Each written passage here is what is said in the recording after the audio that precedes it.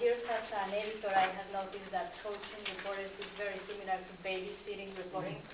And as a reporter that I have been for many years, I understand totally this because although I've been an editor, I still consider myself as a reporter. I usually try to do some reporting now that I'm here in PASO. And you always, as a reporter, feel the need of somebody behind you to help you with the questions, with the doubts that you have. What has, for many, many years, been pretty much an outpost on the desert with no development is now becoming very important with developers wanting, from both sides of the border, both from the New Mexico side and the Juarez side, focusing on this land as a potential development for business development. And there's talk about building another access across the border through the community there in Sunland Park. Who has legal possession of the land? Who has legal possession? Okay. And who have you talked to so far? Primero, it was with the residents, the remaining residents. I also spoke to some of the resettled residents. And then I spoke to Mr. Zaragoza's lawyer. To just walk through? I mean, you've tried to do that? And what happened when you did that?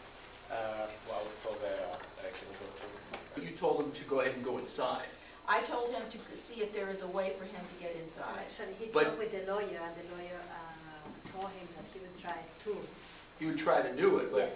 but at the moment that you told him, find a way, if you can go inside, you can't do that until you find whether or not that is private property or not, right? I mean, you first have to determine whether it is, in fact, someone else's private property before you actually assign him to say, go inside until it can be, before it can be determined. But there's no way to determine that until this lawsuit that hinges on that issue is resolved. So don't you have to wait for that first before he goes inside? Okay?